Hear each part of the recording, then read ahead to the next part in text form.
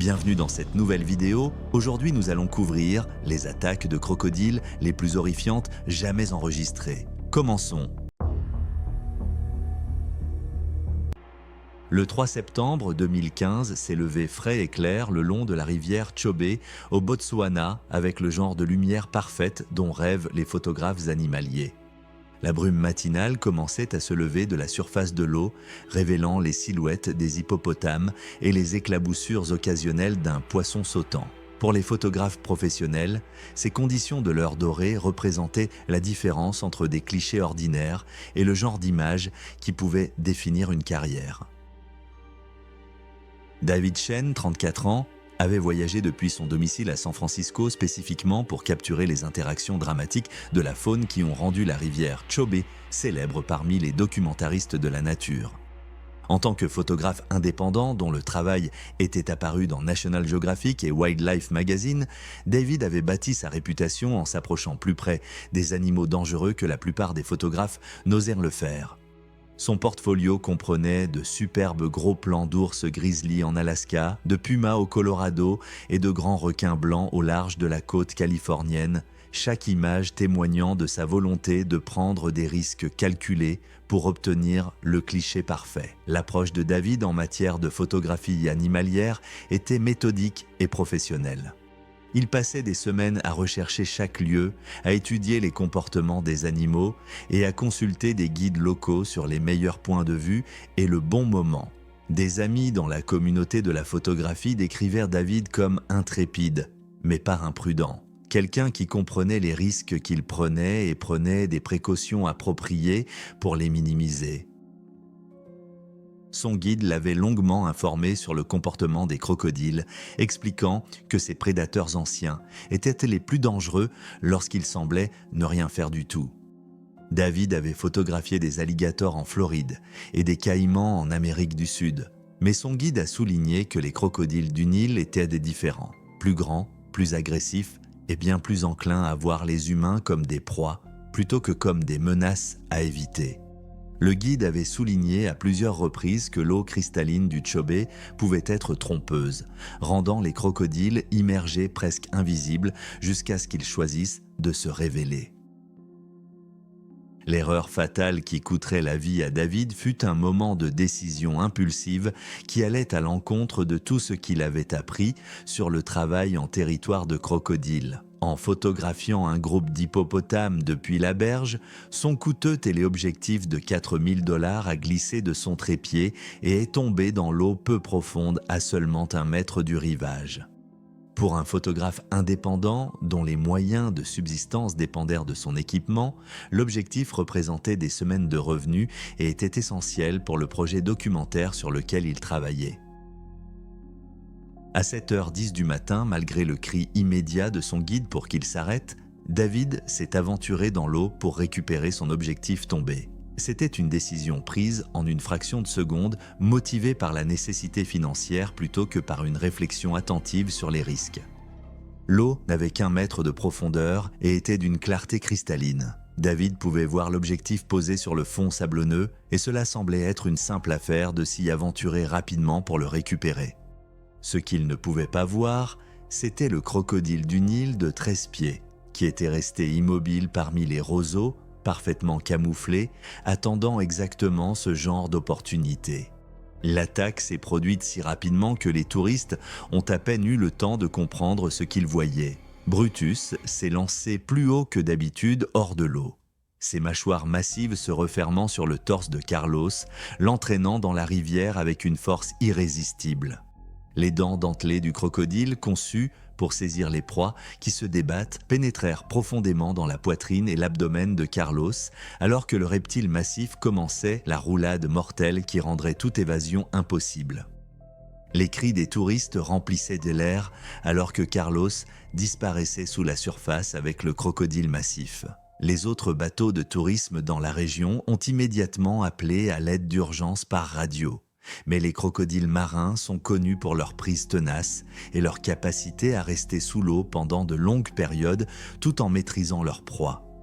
L'attaque s'est produite sous les yeux horrifiés des touristes, qui garderaient ce souvenir traumatisant pour le reste de leur vie. Les services d'urgence sont arrivés en 20 minutes, mais le mal était déjà fait. Le traumatisme massif infligé par l'une des machines à tuer les plus efficaces de la nature s'était avéré fatal. Le corps de Carlos a été retrouvé plus tard dans la journée, portant les blessures indubitables d'une attaque de crocodile marin. Brutus, suivant ses instincts naturels, avait traité Carlos exactement comme il l'aurait fait avec toute autre proie, s'aventurant trop près de son territoire. L'incident a conduit à des changements immédiats dans la conception des bateaux de tourisme et les protocoles de sécurité dans tout le territoire du Nord. Des rambardes de bateaux plus hautes et des politiques strictes de non-atteinte ont été mises en place pour tous les opérateurs de tours de crocodile, garantissant que la mort de Carlos servirait de catalyseur pour des mesures de sécurité améliorées. La tragédie a également relancé les discussions sur les risques inhérents au tourisme de la faune sauvage et la fine ligne entre offrir des expériences palpitantes et maintenir des marges de sécurité adéquates. C'était le 7 août 2015, lorsque les eaux immaculées du fleuve Chobe, au Botswana, sont devenues le théâtre d'une terrible attaque d'animaux sauvages qui allait secouer la scène internationale de la photographie.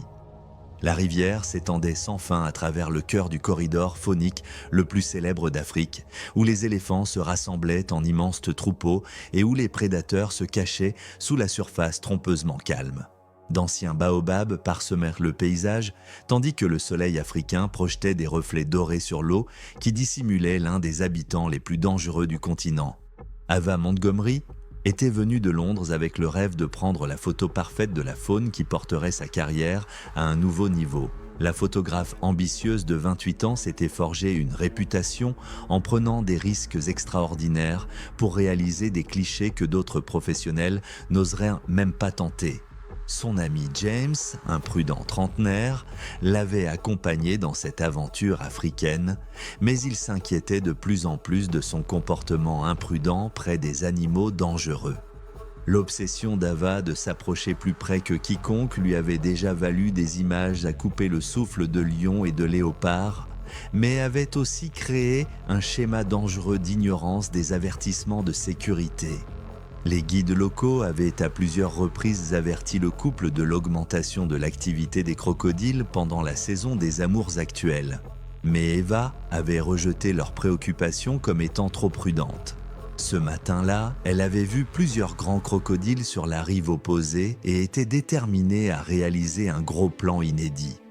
Le crocodile du Nil, scientifiquement connu sous le nom de Crocodylus niloticus, est l'un des prédateurs les plus redoutables d'Afrique et est la deuxième plus grande espèce de crocodile au monde. Ces chasseurs ancestraux peuvent atteindre des longueurs allant jusqu'à 6 mètres et possèdent une force de morsure de plus de 5000 livres par pouce carré.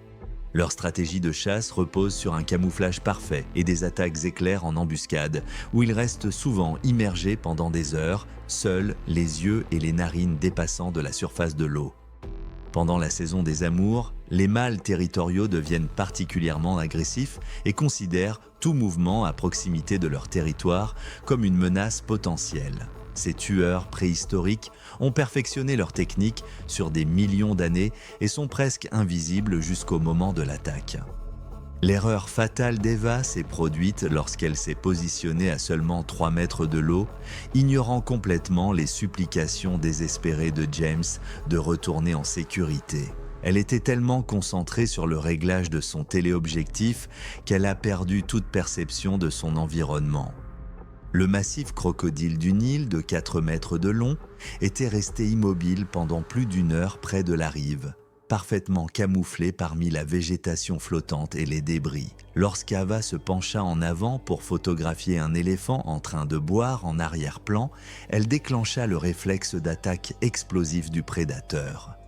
Le crocodile s'élança à une vitesse terrifiante vers la rive boueuse, couvrant la distance jusqu'à Eva en moins de 2 secondes. Ses mâchoires puissantes attrapèrent sa tête et ses épaules avec une force dévastatrice. La pression énorme écrasa immédiatement son crâne et ses vertèbres cervicales. L'impact à lui seul a causé des blessures massives au cerveau et à la moelle épinière, mais le comportement instinctif du crocodile anéantit toute chance de survie. Le prédateur se retira immédiatement dans des eaux plus profondes, entraînant le corps inerte d'Ava sous la surface. Il commença des mouvements de secousses violentes pour désorienter et noyer sa proie, bien qu'Eva ait déjà perdu connaissance à cause des premières blessures de Grave.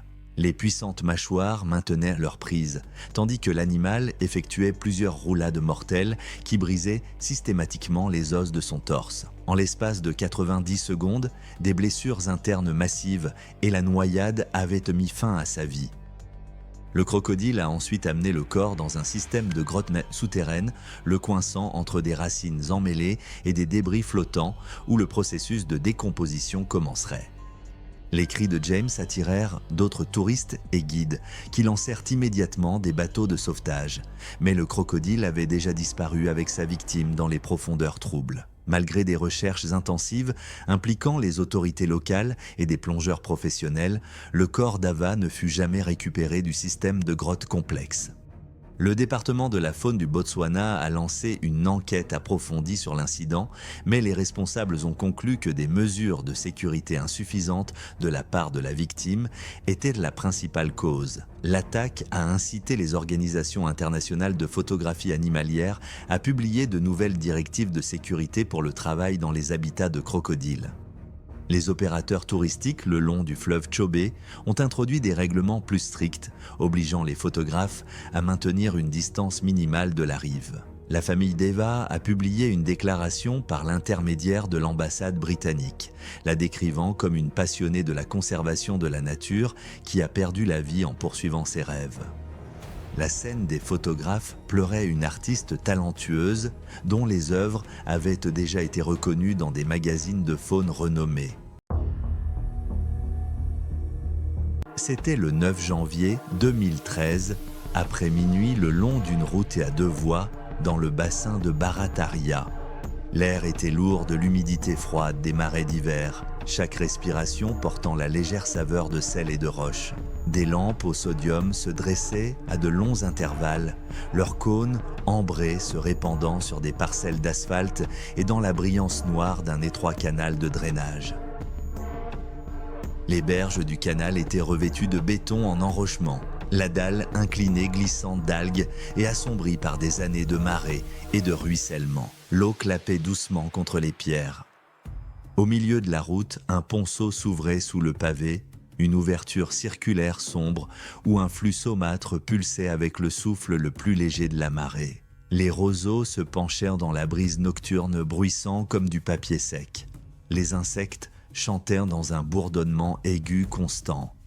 Toutes les quelques minutes, un mulet perçait la surface avec un léger plop, disparaissant à nouveau dans l'ombre. À un quart de mille de là, la faible lueur des lumières de Porsche scintillait à travers les silhouettes des chênes verts. Trois amis, Alex, 23 ans, Brie, 22 ans, et Nico, 24 ans, ont garé une berline compacte sur l'accotement en gravier. Ils venaient de quitter une fête d'anniversaire dans un jardin, toujours en jeans et veste légère contre le froid. La musique s'échappait encore de quelque part derrière eux, adoucie par la distance, un léger battement sous le bourdonnement constant des grillons. Ils n'étaient pas là pour pêcher ou explorer. Nico avait demandé un arrêt rapide pour se rincer le visage et dissiper l'effet de la bière avant de prendre l'autoroute. Ils sont sortis, étirant leurs membres engourdis par le court trajet. Les chaussures ont été enlevées pour les garder au sec et les lampes de poche des téléphones se sont allumées. Les faisceaux minces vacillaient sur la pierre et l'eau. Leurs ombres s'étiraient longuement sur la pente. Alors qu'ils parlaient, la clé de voiture de Nico glissa de la poche de son sweat à capuche, rebondit une fois sur le béton et glissa partiellement sur les enrochements. Elle se coinça dans un petit espace entre deux pierres, juste au-dessus de la ligne d'eau. Les trois se sont accroupis, en équilibre sur leurs orteils. Le faisceau du téléphone d'Alex a capté l'éclat argenté de la clé scintillant dans l'obscurité. Nico s'est déplacé le premier, s'approchant doucement de l'entrée du ponceau où la clé reposait. La pierre a légèrement bougé sous son poids. Le bout de ses doigts a effleuré le métal. L'alligator américain domine les marais, canaux et bayous de la Louisiane. Les grands adultes peuvent dépasser 12 pieds et peser plus d'une demi-tonne. Ils sont capables d'embuscades soudaines à courte portée jusqu'à 2 longueurs de corps, souvent à partir d'un arrêt complet. Une seule pression de leur mâchoire peut fracturer des os longs, tandis que des secousses rapides d'un côté à l'autre déchirent là les muscles et les tissus conjonctifs. Rouler dans l'eau multiplie le couple, déboîtant les articulations ou retirant des membres entiers. La nuit, les bouches de ponceau deviennent des sites d'embuscade de choix. Les poissons appâts sont entraînés par la marée, attirant les prédateurs vers l'ouverture ombragée. La surface aux lèvres du ponceau s'est gonflée vers l'extérieur comme si un objet lourd s'élevait en dessous. Pas d'éclaboussure, seulement une épaisse bosse glissante d'eau. Les narines sont apparues en premier, puis les yeux, 2 points froids et immobiles placés haut sur le large crâne. L'alligator a bondi. La distance entre l'ombre et la pierre a disparu en moins d'1 seconde. Le pied de Nico a glissé sur le béton fendu par les algues et il a basculé dans l'eau, un genou heurtant une dalle submergée avec un bruit creux. Avant qu'il ne puisse se rétablir, les mâchoires de l'alligator se sont refermées sur son mollet droit. Le dénime se déchira. Les dents percèrent la peau jusqu'aux muscles. L'animal commença à le tirer vers le conduit. Alex se laissa tomber sur le ventre, attrapant l'avant-bras de Nico avec ses 2 mains. Ses chaussures raclèrent en le béton alors qu'il se préparait, les muscles tendus. Le crocodile lâcha brusquement prise pour mordre à nouveau plus haut sur la cuisse.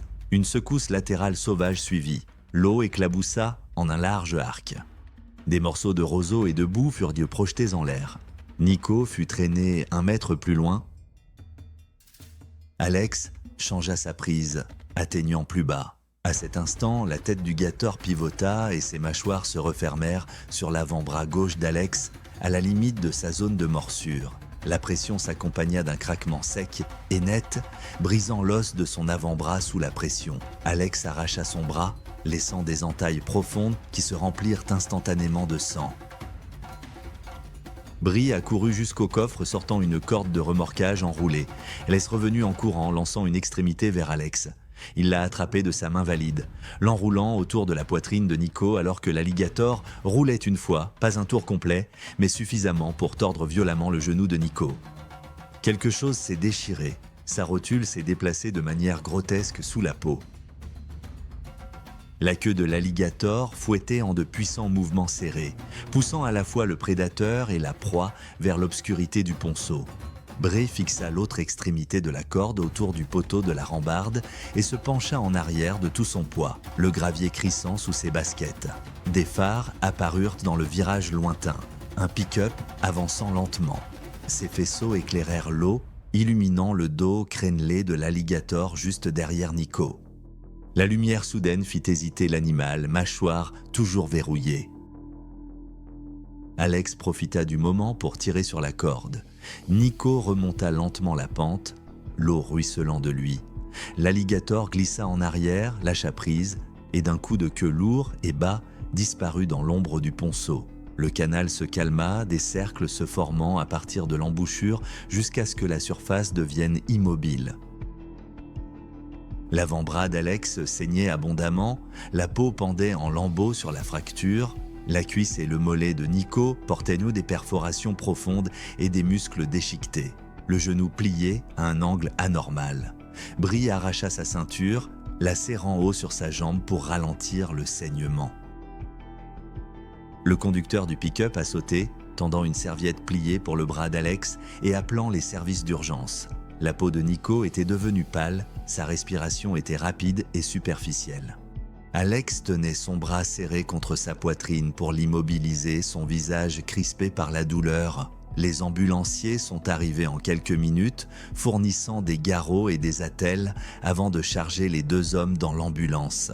Les agents de la faune ont inspecté le ponceau avant l'aube, mais n'ont trouvé que les traces de traînées où l'alligator avait attendu. Le lendemain, les résidents de Talcamongue se sont demandé s'il fallait installer des clôtures ou des projecteurs le long de l'aire de repos, surtout là où les fêtes nocturnes avaient tendance à déborder jusqu'au bord de l'eau. 5 frontières franchies, 3 morts, 2 vivants et une leçon partagée le long de chaque rivage du sud. Ne jamais faire confiance à l'eau calme. C'était le 15 mars 2014, lorsque les billabongs isolés du parc national de Kakadu dans le territoire du nord de l'Australie ont connu l'une des attaques de crocodiles les plus dévastatrices jamais documentées. Le paysage ancien s'étendait à l'infini sous le soleil brûlant, où les arbres à écorce de papier projetaient de longues ombres sur des eaux troubles restées inchangées depuis des milliers d'années. Ce désert intact, abritant certains des plus grands crocodiles marins du monde, devait devenir la dernière destination pour un guide de pêche local expérimenté, qui, après des années d'expéditions réussies, était devenu dangereusement complaisant. Jackson Cole avait passé 12 ans à naviguer sur ces eaux traîtresses et s'était forgé une réputation comme l'un des guides les plus connaisseurs du territoire. À 34 ans, il possédait une compréhension approfondie du comportement et des habitats des crocodiles, un savoir qui avait sauvé d'innombrables touristes du danger au cours de sa carrière. Son calme et son expertise approfondie faisaient de lui un favori parmi les pêcheurs à la ligne cherchant l'expérience de pêche australienne ultime. Cependant, des difficultés personnelles et après un divorce amer avaient de pousser Jackson à chercher de plus en plus souvent la solitude dans des régions éloignées, souvent seul dans des endroits qu'il n'aurait jamais recommandés à ses clients. Ce matin-là, il choisit son lieu de pêche secret, un billabong isolé connu seulement d'une poignée de locaux. L'ironie était indéniable. Un homme qui avait consacré sa vie à l'éducation sur la sécurité des crocodiles allait bientôt devenir victime de sa propre surestimation. Le crocodile marin, scientifiquement connu sous le nom de Crocodylus est le prédateur suprême des voies navigables du nord de l'Australie. Ces géants préhistoriques peuvent atteindre des longueurs de plus de 6 mètres et possèdent la force de morsure la plus puissante de tous les animaux vivants, avec une pression allant jusqu'à 3700 livres par pouce carré, soit environ 260 kg par centimètre carré. Leur stratégie de chasse repose sur un camouflage parfait et des attaques en embuscade explosive. Ils restent immobiles pendant des heures avant de frapper à une vitesse fulgurante. Pendant la saison des pluies, les mâles territoriaux deviennent de plus en plus agressifs, car ils défendent leur territoire de chasse de premier choix contre toute menace perçue. Ces prédateurs anciens ont peu changé depuis plus de 200 millions d'années et ont perfectionné leur technique de chasse au fil de générations innombrables. Leur capacité à rester complètement immobile sous l'eau les rend presque invisibles pour les proies inconscientes. La faute fatale de Jackson s'est produite lorsque sa ligne de pêche s'est accrochée à environ 20 mètres du rivage dans du bois submergé. Au lieu de couper l'appât coûteux, comme il l'aurait conseillé à chaque client, Jackson prit la décision qui allait lui coûter la vie. Il retroussa son pantalon et entra dans l'eau jusqu'aux genoux, jetant par-dessus bord tous les protocoles de sécurité qu'il avait prêchés pendant une décennie. Le gigantesque crocodile marin de 5 mètres de long était resté immobile pendant des heures dans l'eau peu profonde, parfaitement camouflé parmi les branches flottantes et les branches tombées, guettant avec l'infinie patience qui rend ses prédateurs si mortels. Alors que Jackson attrapait sa ligne emmêlée, le prédateur préhistorique jaillit de l'eau avec une force dévastatrice. Les mâchoires puissantes du crocodile se refermèrent sur le torse de Jackson. La pression énorme brisa immédiatement plusieurs côtes et perfora des organes vitaux. Déjà l'impact seul aurait pu être mortel. Mais le comportement instinctif du crocodile scella le destin de Jackson. L'animal entama immédiatement son célèbre roulé de la mort, tournant le corps de Jackson avec une force immense sous l'eau. La première rotation a brisé sa colonne vertébrale, tandis que les rotations suivantes ont systématiquement brisé des os dans tout le corps. La vie de Jackson s'est terminée pendant la 3e rotation, lorsque des blessures internes massives et la noyade sont survenues simultanément. Le sang atteint l'eau en rouge, tandis que le crocodile ne relâchait pas sa morsure. Le crocodile a tiré le corps sans vie de Jackson dans des eaux plus profondes et l'a coincé sous un tronc d'arbre submergé, où le processus de décomposition rendrait la chair tendre avant de la consommer. Ce comportement de stockage est typique des grands crocodiles marins, qui conservent souvent leur proie pendant des jours ou des semaines avant de la dévorer. Les gardes forestiers ont découvert le véhicule abandonné de Jackson 3 jours plus tard, ce qui a déclenché une opération de recherche à grande échelle avec des hélicoptères, des bateaux et des pisteurs expérimentés. Son corps a finalement été retrouvé par des plongeurs dans la cachette sous-marine du crocodile, confirmant les pires craintes de l'équipe de recherche. L'incident a conduit à de nouvelles demandes de mesures de sécurité renforcées dans les zones reculées du parc national de Kakadu. Bien que de nombreux habitants aient soutenu que la mort de Jackson était plutôt le résultat d'un bref moment d'inattention que d'un manque d'avertissement, les opérateurs touristiques dans tout le territoire ont introduit des consignes de sécurité supplémentaires après la tragédie. L'attaque a profondément ébranlé la communauté soudée des guides.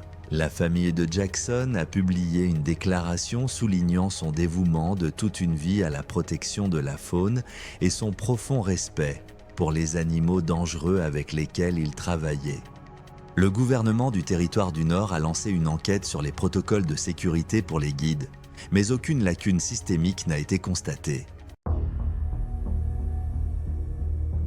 C'était le 22 avril 2013, la fin d'après-midi dérivée sur la baie de Floride. L'air était dense et immobile près de la balise de chenal numéro 9. La chaleur pesait lourdement sur l'eau jusqu'à ce que l'horizon devienne flou. Des bas-fonds couleur thé s'étendaient dans toutes les directions, parsemés de cailles de mangrove et de langues de sable, juste assez hautes pour accrocher une hélice. À mesure que la marée descendait, des passages glissants s'ouvraient entre les herbiers, de tortues et la boue. Des balbuzards tournaient au-dessus, des mulets sautaient et les cercles s'estompaient. À l'ouest, des cumulonimbus montaient. La balise 9 penchait vers la mer, sa base nettoyée et entourée de balanes. À proximité, un bateau jaune était au ralenti avec son hélice relevée, la coque crépitant alors que le métal chaud rencontrait l'eau fraîche. Carlos Mendes, 35 ans, a été engagé pour repeindre et redresser les poteaux de navigation. À la proue, il portait un gilet de travail délavé avec un clip radio en haut et un crayon derrière l'oreille. Derrière lui, un membre de l'équipage manipulait le seau d'émail marin et les pochoirs. L'autre, une perche de poussée et un bois de soutien. Il visait à terminer 3 balises avant que les bas-fonds ne deviennent impraticables et que la rampe ne soit encombrée au crépuscule. Le processus était routinier. S'approcher du poteau, attacher la ligne de proue, vérifier avec un niveau, gratter les balanes, redresser l'inclinaison, peindre et passer à la suivante avant que les vents n'abîment les bords. La marée a glissé d'un cran. Ils se sont dirigés vers le marqueur qui se soulevait, la proue glissant sur une parcelle marbrée d'herbe et de sable. Le nez du bateau jaune s'est niché contre le poteau avec un bruit sourd et creux. La poupe s'est accrochée dans l'herbe à tortue, inclinant le bateau. Carlos a amarré la ligne de proue et l'a vérifiée. L'inclinaison légère du marqueur était agaçante par cette nuit sans lune. Travail simple, réparation rapide. Il a marché sur une étagère de boue, ses bottes s'enfonçant jusqu'aux chevilles. Cela semblait ferme puis glissant. En appuyant la ligne de proue sur sa hanche, il a poussé et le trou a légèrement bougé. Derrière lui, un membre de l'équipage secouait le pot de peinture tandis que l'autre mettait en place le support pour faire levier. Crocodile américain originaire des eaux saumâtres côtières du sud de la Floride. Long museau effilé, coloration vert-gris plus clair, moins massif qu'un crocodile marin. Mais il est toujours pleinement capable de tuer de grandes proies. Les attaques commencent à 2 longueurs de corps, lancées par une poussée soudaine verticale ou latérale à partir d'un profil bas. Le mouvement de la queue ajoute du couple et de la vitesse. La surface devant Carlos se comprima comme si un sac de sable avait été lâché juste sous l'eau. Le changement fut petit et rapide. Une bosse, une ligne de fossette, un écart soudain dans l'éblouissement. Une tête s'éleva, plate et pâle, pupilles fendues. Les mâchoires s'ouvrirent, révélant un éclat humide de peinture. Le crocodile a surgi. La mâchoire supérieure a dégagé le bord de boue, la mâchoire inférieure a balayé vers le haut depuis en dessous. La première morsure s'est refermée autour de la cuisse droite de Carlos au milieu du fémur. Le dénime plié, la peau et le muscle aplatis contre l'os. La ligne d'arc se tendit brusquement à travers sa hanche et le tira de côté. Le bateau fit une embardée. Les plaques de pochoir cliquetèrent. Carlos glissa de l'étagère dans les bas-fonds couleur thé. Sa botte gauche resta coincée un instant, puis fut arrachée par la succion. Le crocodile recula, sa queue traçant un arc net, qui projeta une nappe d'eau de la baie sur le pont avant et étala de la peinture le long du plat-bord. La prise se desserra seulement pour se déplacer. La tête refit surface sur le torse de Carlos. Les mâchoires se refermèrent de côté sur les côtes inférieures, une morsure croisée qui verrouillait son torse contre la ligne des dents. L'air s'échappa de sa bouche en une série de bulles. La queue du crocodile pagayait plus fort, traçant un chemin en arrière le long de la tranchée de balisage où le fond s'abaissait juste assez pour tout recouvrir. Le bateau jaune a pivoté de 90 degrés et a heurté le poteau. Le pousseur a plongé avec la perche, poussant à l'aveugle. Le crocodile a tourné, le premier roulis a tordu l'épaule droite de Carlos. L'articulation a cédé avec un bruit sourd et s'est affaissée sous le gilet de sauvetage. Les sangles se tendirent, puis se rompirent une à une alors que la rotation continuait. L'eau écumait et scintillait avec des éclats incrustés de coquillages et des gouttes émaillées. Lors du deuxième roulis, le crocodile déplaça sa prise pour mordre plus fermement la poitrine et l'abdomen, comprimant la cage thoracique. Les deux corps, reptiles et hommes, disparurent sous la surface dans l'opacité couleur thé. L'équipage a frappé avec la perche et n'a rien senti d'autre que de l'eau, et parfois un grattement, un dos blindé glissant aussi rugueux qu'une lime. « Corde », dit l'homme de peinture, mais la ligne reposait sous le seau imbibé d'émail. À quelques pieds du marqueur, la surface s'est de nouveau bombée. Le crocodile est remonté à 30 pieds en aval, toujours en train de mordre en travers les bras de Carlos pendant le long de ses flancs. Une dernière torsion, à moitié roulade, à moitié plongée, a fait éclater une traînée de bulles. Puis la forme s'est aplatie et a glissé sous l'eau. Les ondulations se sont étendues, espacées plus largement et se sont lissées. Le silence revint sur les étendues. Le bois renforcé dérivait à côté du poteau et la perche de poussée laissait tomber de l'eau brune sur le pont. Au-dessus, des balbuzards tournaient en cercle tandis qu'une barque lointaine sifflait à travers un chenal et disparaissait derrière une île de mangroves. L'équipage cherchait la couture en cercle de plus en plus large, poussant et sondant, mais le fond, sculpté par les tempêtes et les érosions, offrait trop de poches, trop d'endroits où la profondeur changeait de quelques centimètres qui comptaient. Ils l'ont signalé et marqué sur le GPS. Un bateau de garde forestier est apparu alors que les premières bouffées de la brise marine commençaient à se montrer à la surface, soulevant une légère houle qui effaçait les derniers anneaux. Avant le crépuscule, le personnel du parc a placé des lignes de barricades flottantes, des bouées lumineuses autour de chaque poteau incliné pour garder les équipes sur le pont au lieu de marcher sur les coquillages. Les entrepreneurs ont été conseillés de travailler depuis le bateau, de garder les membres à l'intérieur et de traiter les bases des balises comme des points d'embuscade potentiels en cas de faible visibilité et de marée descendante. La balise 9 a reçu une nouvelle couche de peinture blanche éclatante sur le gris vert pour capter le faisceau d'une lampe torche de loin. Au matin, l'inclinaison était corrigée et l'eau restait calme et inchangée. Le 8 juillet 2014 a apporté des conditions de pêche parfaites au parc national de Kakadu dans le territoire du nord de l'Australie. Le soleil de fin d'après-midi peignait l'eau de nuances d'or et d'ambre, tandis qu'une brise légère créait juste assez de vagues à la surface pour cacher ce qui se cachait en dessous. Pour les dizaines de concurrents rassemblés pour le tournoi de pêche annuel du territoire du Nord, cela s'annonçait comme une journée idéale pour attraper le Barramundi Trophy qui rendrait leur voyage profitable. Jennifer Walsh, 28 ans, avait parcouru plus de 2000 miles depuis sa maison à Perth, spécifiquement pour cette compétition, sa première incursion dans les légendaires terrains de pêche du pays des crocodiles. En tant qu'infirmière dévouée qui travaillait de longues heures à l'hôpital général de Perth, Jennifer avait économisé pendant des mois pour se permettre ce voyage, le considérant à la fois comme des vacances et une occasion de tester ses compétences en pêche face à certains des pêcheurs les plus expérimentés d'Australie. Ses collègues la connaissaient comme quelqu'un qui abordait tout avec une détermination tranquille. La même précision méthodique qu'elle apportait aux soins des patients, elle l'appliquait à maîtriser l'art de la pêche en eau douce. Elle avait passé d'innombrables week-ends sur les rivières et les lacs autour de Perth, se forgeant une réputation parmi les clubs de pêche locaux pour sa patience et sa compétence technique. Ce qui manquait à Jennifer, c'était l'expérience des dangers uniques des eaux du territoire du Nord, où les crocodiles marins régnaient en prédateurs incontestés.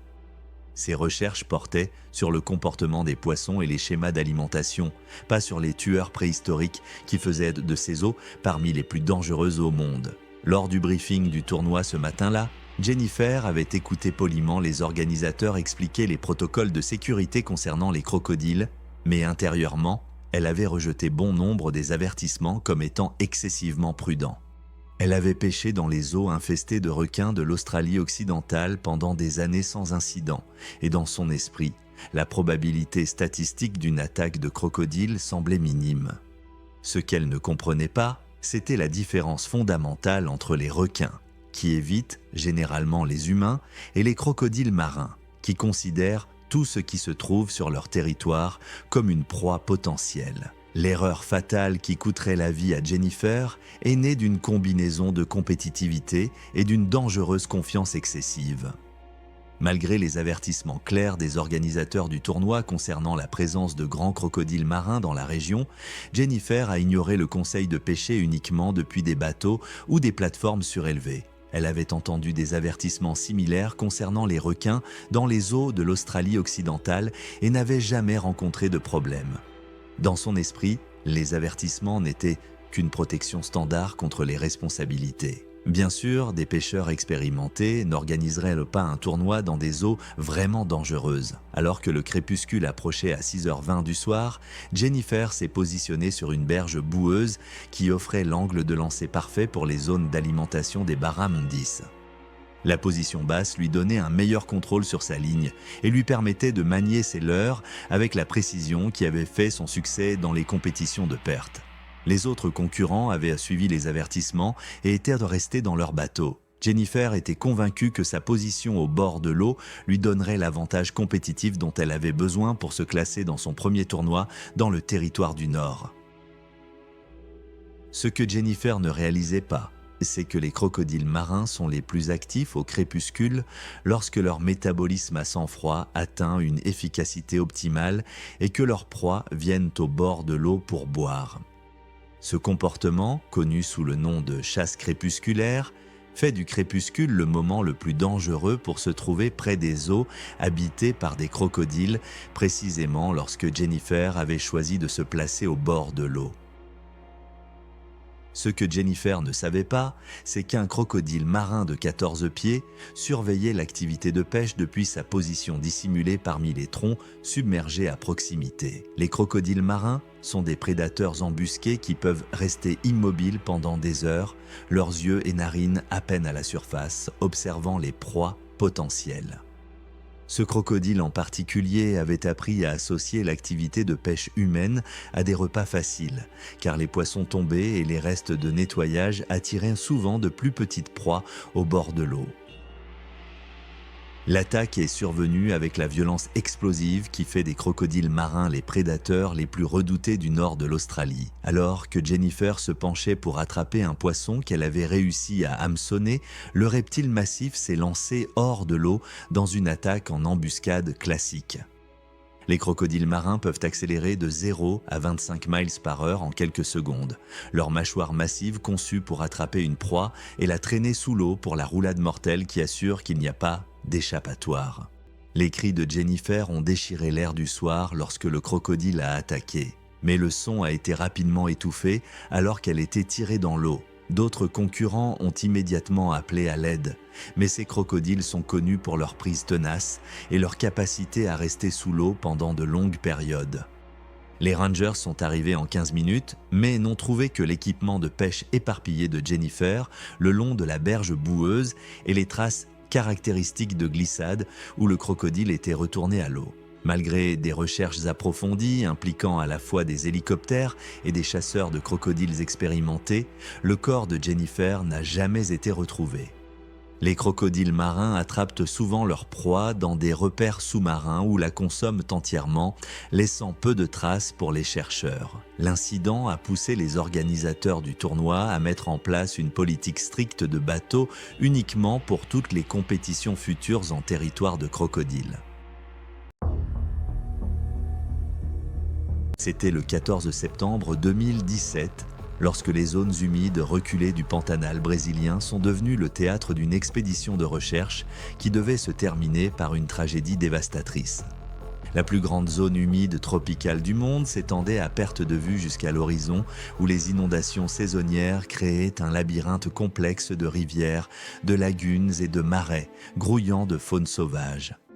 De vieilles fermes bovines parsemaient le paysage, tandis que d'innombrables espèces d'oiseaux remplissaient l'air au-dessus des eaux qui cachaient certains des prédateurs les plus dangereux d'Amérique du Sud. Cet écosystème vierge, largement épargné par le développement humain, devait devenir le dernier lieu de travail d'un jeune scientifique prometteur. Marcus Holloway était arrivé au Pantanal 3 semaines auparavant, en tant que membre d'une équipe de diplômés étudiant la dynamique des populations et le comportement des caïmans. Le brillant étudiant en biologie de 26 ans de l'Université de São Paulo possédait des références académiques exceptionnelles et une curiosité insatiable pour le comportement des reptiles.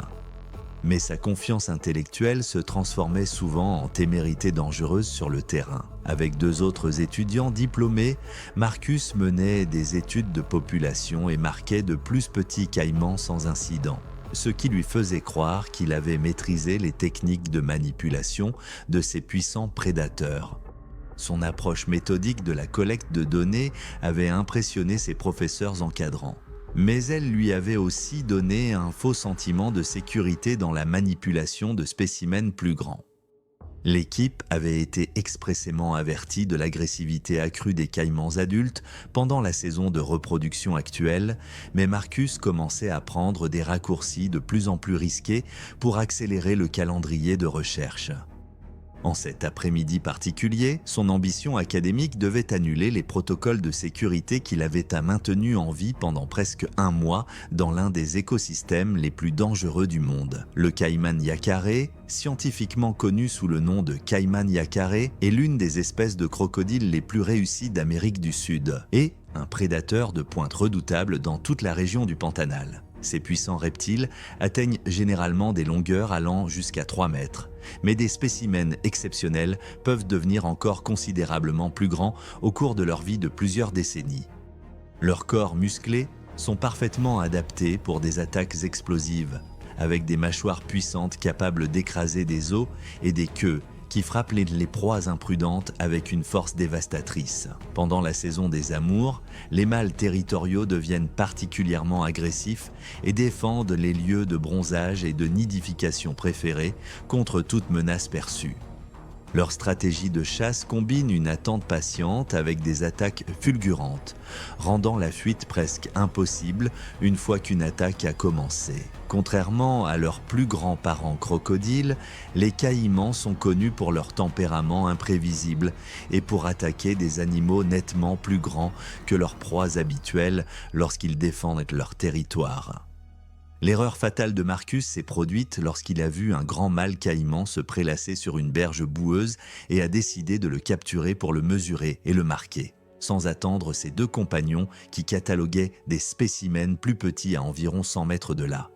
Le caïman de 3 mètres semblait léthargique sous la chaleur intense de l'après-midi, ce qui a conduit Marcus à supposer qu'il pourrait le capturer seul avec seulement une simple boucle et un ruban à mesurer.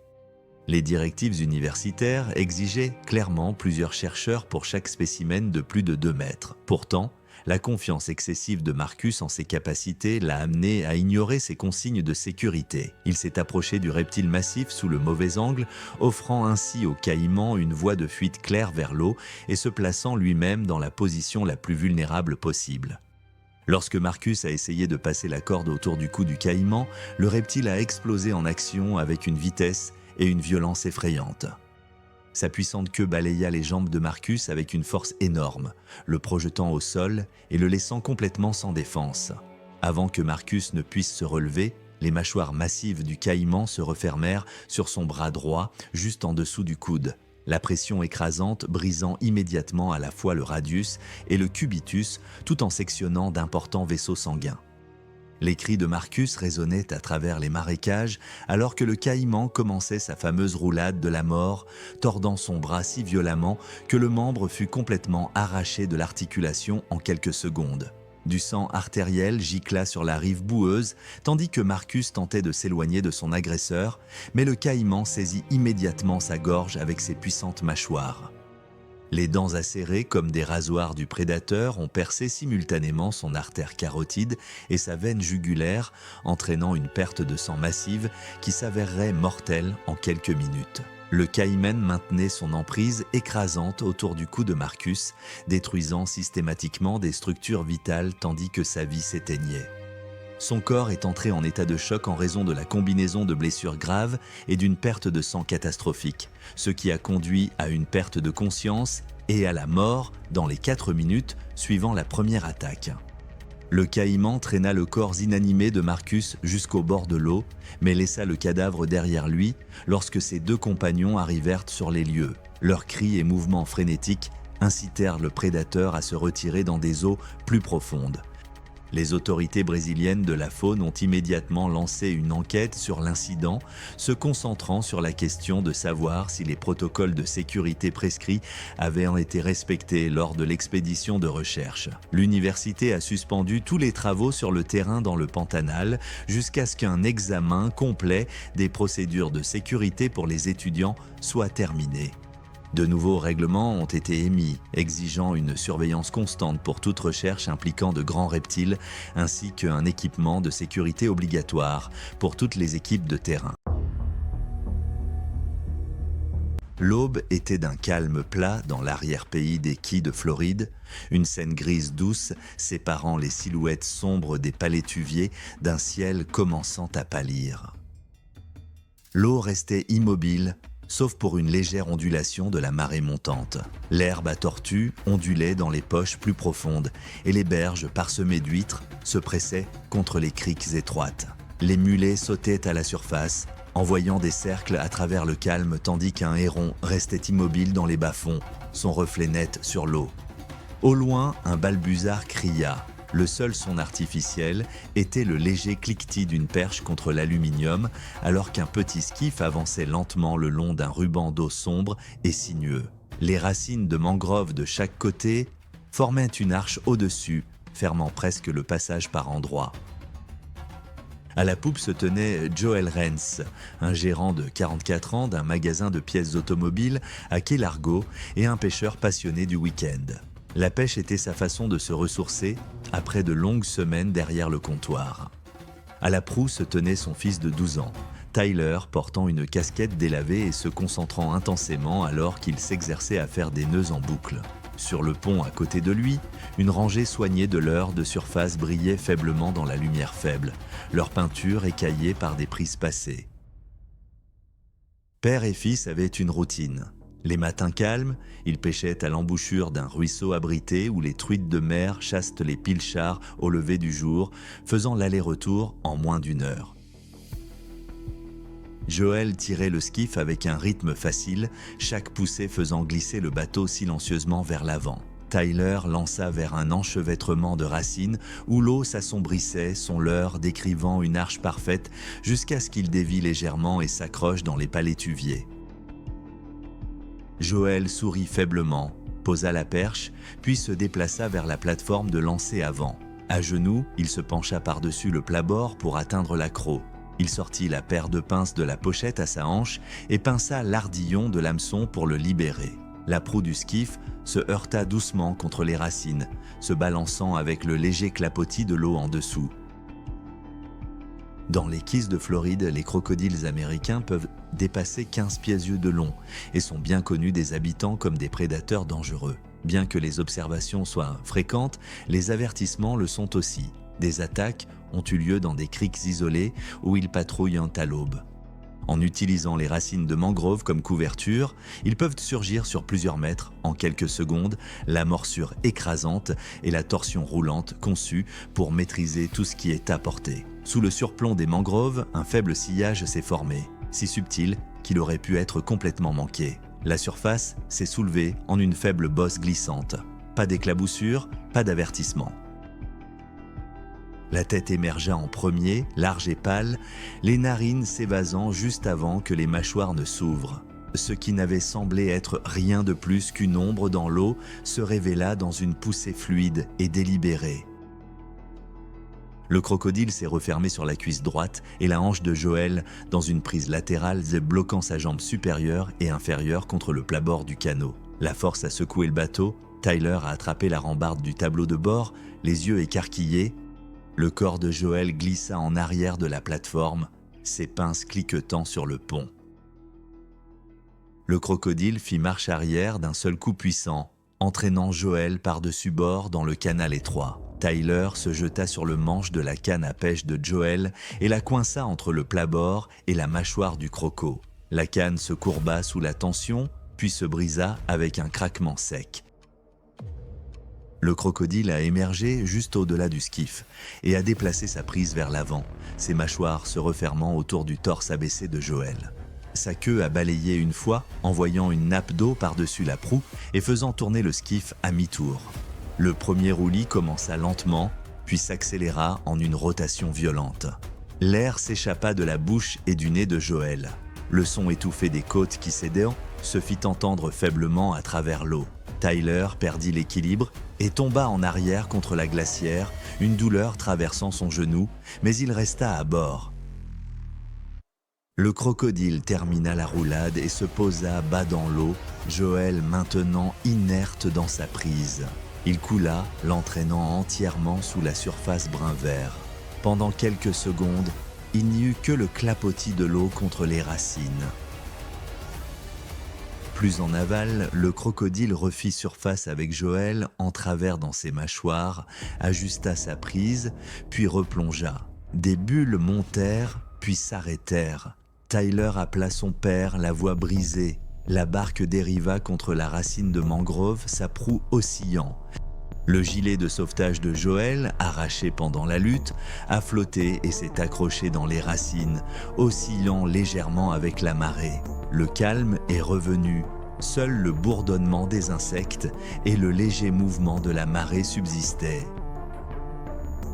Lorsque les équipes de recherche sont arrivées, le soleil avait dépassé les mangroves et illuminé le ruisseau d'or. Les plongeurs ont balayé la zone tandis que les agents de la faune examinaient la rive. Des conseillers ont rencontré Tyler et sa mère au quai, restant proches pendant que le garçon racontait ce qui s'était passé.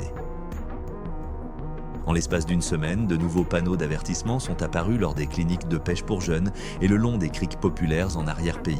Ils rappelaient aux plaisanciers de garder les mains et les genoux à l'intérieur du bateau lorsqu'ils travaillaient près des bords de mangroves, surtout par faible luminosité et marée descendante. C'était le 3 novembre 2018, lorsque les eaux immaculées du fleuve Daintree dans le Queensland, en Australie, sont devenues la scène de l'une des attaques de crocodiles les plus évitables de l'histoire de la région. La forêt tropicale ancienne s'étendait le long des rives du fleuve, où des arbres imposants formant une canopée restaient inchangés depuis des millions d'années. Cette région sauvage classée au patrimoine mondial de l'UNESCO, connue pour sa biodiversité incroyable et sa beauté naturelle à couper le souffle, abritait également certains des prédateurs les plus dangereux d'Australie. Le paradis tropical, qui attirait chaque année des milliers de visiteurs internationaux, devait devenir la dernière destination d'une jeune voyageuse espagnole en sac à dos dont l'esprit aventureux finirait par tout lui coûter. Savannah Brooks voyageait en Australie depuis 6 mois dans le cadre de son année sabbatique, explorant avec 3 autres routards européens les endroits les plus reculés et les plus beaux du continent. La jeune femme de 23 ans, originaire de Madrid, avait un enthousiasme contagieux pour les nouvelles expériences, mais son caractère impulsif la poussait souvent à ignorer les avertissements de sécurité que des voyageurs plus prudents prenaient en compte. Ce soir-là, le groupe avait passé des heures dans un bar au bord du fleuve Daintree, buvant de l'alcool et célébrant leur voyage réussi à travers la nature sauvage australienne. Malgré de nombreux panneaux d'avertissement de crocodiles bien visibles le long de la rive, Savannah avait décidé de nager dans les eaux troubles tropicales. Ses 3 amis protestèrent à plusieurs reprises contre son plan dangereux, mais leur jugement altéré par l'alcool les empêcha d'empêcher physiquement Savannah lorsqu'elle prit la décision qui devait sceller son destin. Le crocodile marin, le principal prédateur aquatique d'Australie, est l'un des chasseurs les plus réussis de la Terre et a survécu presque inchangé depuis plus de 200 millions d'années. Ces géants préhistoriques peuvent atteindre des longueurs de plus de 7 mètres et possèdent la force de morsure la plus puissante de tous les animaux vivants aujourd'hui, avec une pression écrasante de plus de 260 kg par centimètre carré. Leur stratégie de chasse repose sur un camouflage parfait et des attaques surprises explosives, restant souvent immobiles pendant des heures dans l'eau trouble, attendant que des proies inconscientes pénètrent dans leur territoire. Pendant les mois plus chauds, les mâles territoriaux deviennent de plus en plus agressifs, patrouillent dans les meilleurs territoires de chasse et considèrent toute perturbation comme une menace potentielle ou une opportunité. Ces prédateurs anciens sont parfaitement adaptés à la chasse dans l'eau avec des queues puissantes qui les propulsent à une vitesse surprenante à travers l'eau. L'erreur fatale de Savannah s'est produite lorsqu'elle s'est déshabillée jusqu'à ses sous-vêtements et, malgré les tentatives de plus en plus désespérées de ses amis pour la dissuader de cette décision suicidaire, elle est entrée dans l'eau infestée de crocodiles. L'alcool dans son corps avait fortement altéré son jugement et sa capacité de réaction, tout en lui donnant une fausse confiance en ses capacités de nage dans des conditions dangereuses. Elle est entrée dans l'eau à un endroit où plusieurs panneaux d'avertissement indiquaient clairement la présence de grands crocodiles marins, mais son état d'ébriété l'empêchait de comprendre la gravité du danger. L'eau lui arrivait à la taille lorsqu'elle commença à nager vers le centre de la rivière, créant des vibrations qui attirèrent immédiatement l'attention d'un énorme crocodile de mer de 4,50 m qui rôdait dans les zones plus profondes. Alors que Savannah flottait à environ 30 mètres du rivage, totalement inconsciente du danger mortel qui s'approchait sous elle, se positionna le gigantesque crocodile directement sous son corps sans défense. L'attaque est venue rapidement et a été absolument dévastatrice. Les mâchoires gigantesques du crocodile ont jailli de l'eau avec une force explosive et ont enveloppé tout le haut du corps de Savannah dans une prise écrasante, brisant immédiatement plusieurs côtes et perforant les 2 poumons. La pression écrasante de la morsure a comprimé la cage thoracique de Savannah, causant des hémorragies internes massives et rendant toute possibilité de respirer impossible. Le crocodile l'a immédiatement tiré sous la surface de l'eau et a initié une série de roulades mortelles brutales, destinées à désorienter et à noyer la proie. La première rotation a brisé la colonne vertébrale de Savannah à plusieurs endroits, tandis que les rotations suivantes détruisaient systématiquement ses organes internes et sa structure osseuse. La combinaison du traumatisme écrasant, de la perte massive de sang et de la noyade a mis fin à sa vie en moins de 90 secondes après la première attaque. Les cris horrifiés de ses amis depuis la rive étaient de vain, car le crocodile avait déjà disparu avec sa victime dans les profondeurs troubles. Les services de secours ont réagi en quelques minutes après l'appel d'urgence paniqué. Cependant, des opérations de recherche étendues, utilisant des plongeurs de la police, des hélicoptères et des équipes spécialisées dans la capture de crocodiles, n'ont pu trouver aucune trace des restes de Savannah. Le gigantesque prédateur avait probablement traîné son corps dans un système de grottes sous-marines, où la décomposition commencerait avant qu'il ne commence à se nourrir. Les autorités du Queensland ont lancé une enquête approfondie sur l'incident, mais les responsables ont conclu que des systèmes d'avertissement suffisants étaient déjà en place et que la négligence de la victime était le principal facteur. La tragédie a conduit à de nouvelles demandes pour améliorer les mesures de sécurité dans les destinations touristiques populaires. Les opérateurs touristiques locaux ont introduit des instructions de sécurité supplémentaires pour les visiteurs internationaux, soulignant la nature mortelle des populations de crocodiles en Australie. La famille de Savannah est venue d'Espagne pour coordonner les opérations de recherche et a finalement tenu un service commémoratif au fleuve Daintree, où elle avait perdu la vie. C'était le 14 juillet 2015, un matin de saison sèche à la rampe de mise à l'eau de la rivière Daly dans le territoire du nord de l'Australie. La lumière entrait pâle et plate, étalant un voile doux sur l'eau brun-vert alors que la rivière se tendait avec la première poussée de la marée de printemps. L'air avait la fraîcheur crayeuse de l'aube, celle qui s'amenuise rapidement une fois que le soleil dépasse la ligne des arbres, et la rampe brillait d'un mince film déposé par la nuit. La rampe était une dalle inclinée glissant dans le courant saumâtre, flanquée de mangroves dont les racines s'élevaient comme des lances depuis la boue. Les vasières étaient criblées de trous de crabes violonistes et de petites marques de glissement où les crabes avaient traîné des coquilles. Un panneau blanc, décoloré par le soleil et criblé de balles, avertissait « Zone de crocodile. Restez éloigné de l'eau ». Les troncs de Melaleuca penchaient au-dessus de la zone de stationnement. Les cigales faisaient entendre un chœur invisible. Sur la rive opposée, des anas pondérés s'alignaient en une ligne irrégulière. La rivière semblait lente et paresseuse en surface, mais sous la surface, le courant s'engouffrait le long de la corniche submergée où les poissons appâts scintillaient et disparaissaient. Un casier à crabes cassés rouillait près des roseaux. Le bord inférieur de la rampe brisait le courant, créant une couture où la mousse s'accumulait et dérivait, une bande qui canalisait habituellement des débris et des mulets étourdis. Un petit bateau à moteur était au ralenti à 100 mètres en aval, puis coupa son moteur, le son étant absorbé par la distance et les arbres.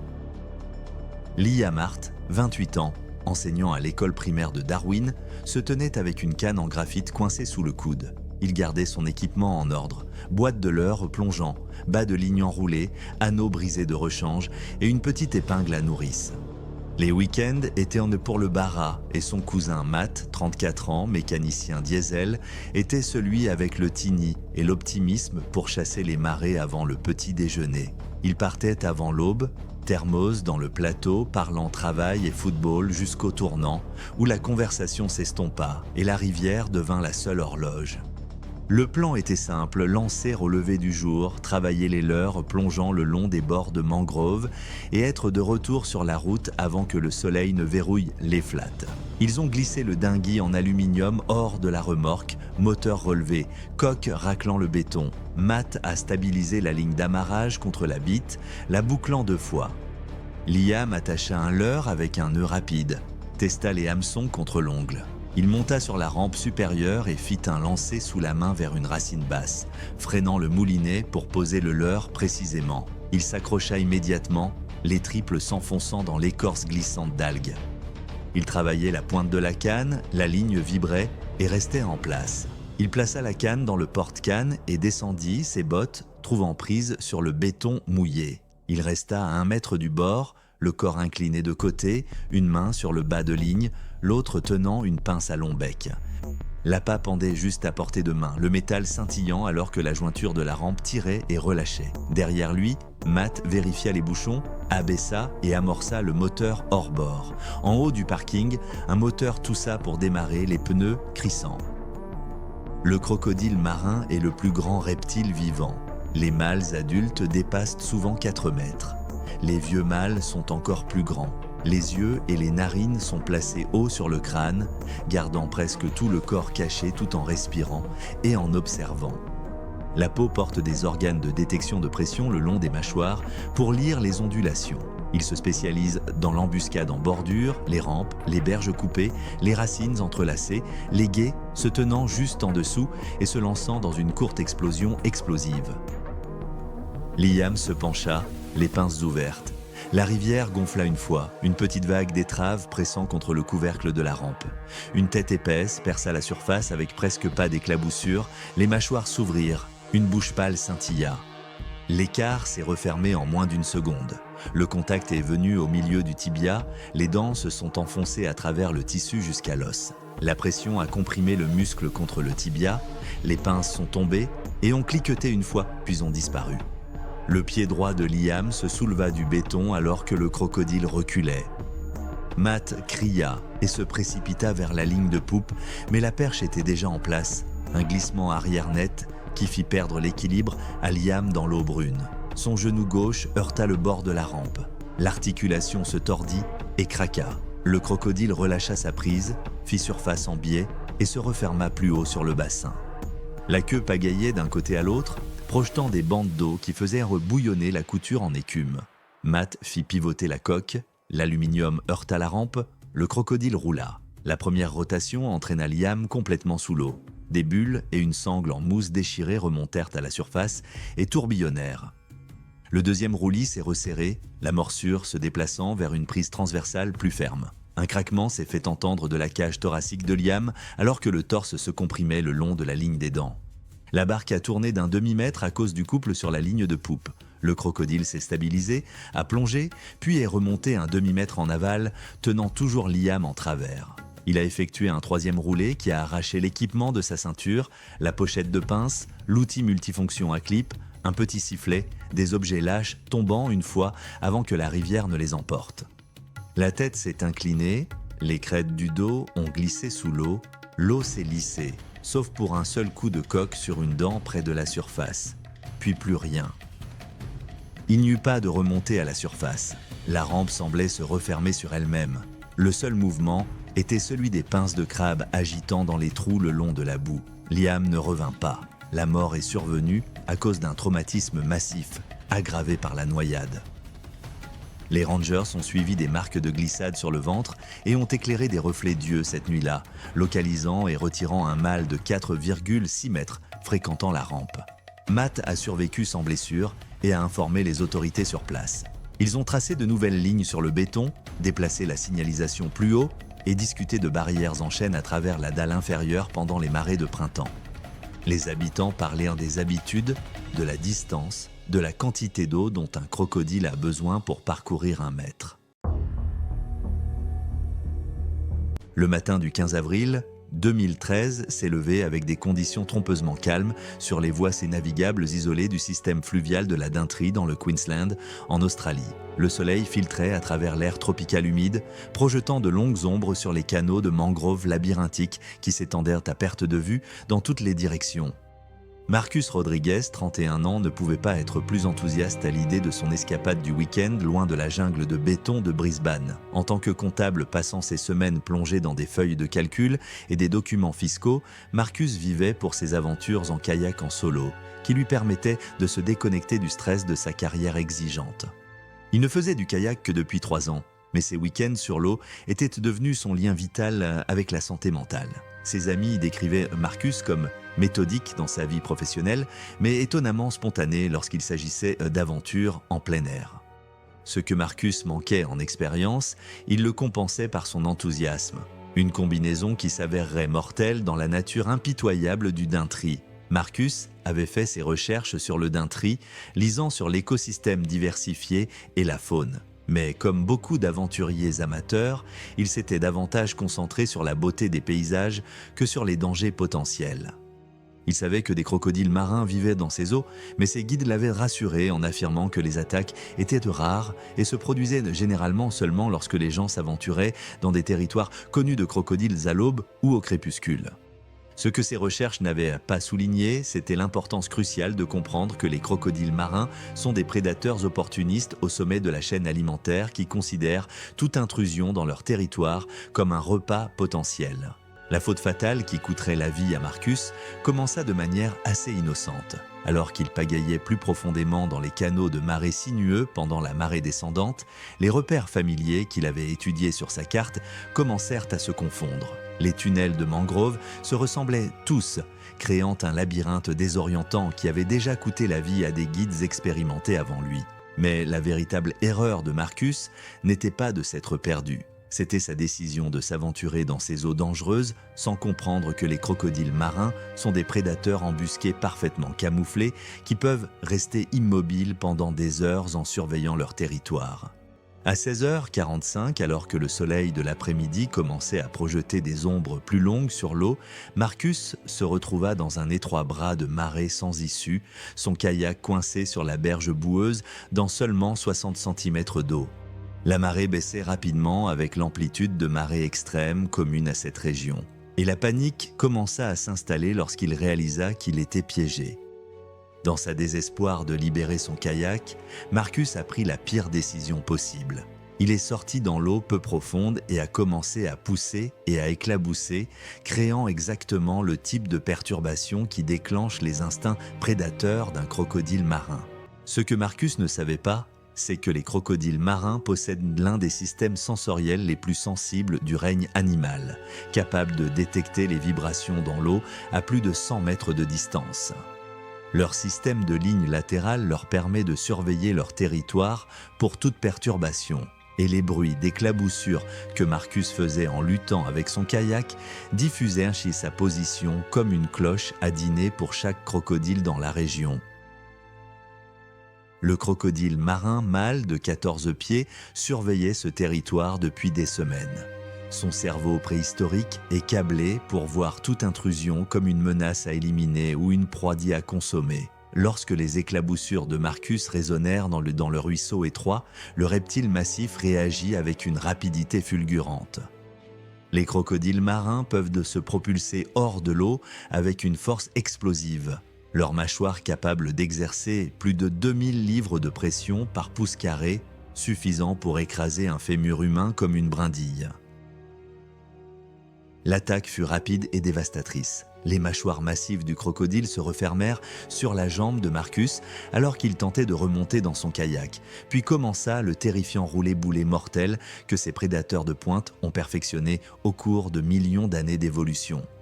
Marcus lutta désespérément contre le puissant reptile, mais la combinaison de la force de morsure écrasante et du mouvement de rotation désorientant s'avéra accablante. L'attaque continua jusqu'à ce que Marcus ne puisse plus résister à l'assaut du prédateur massif.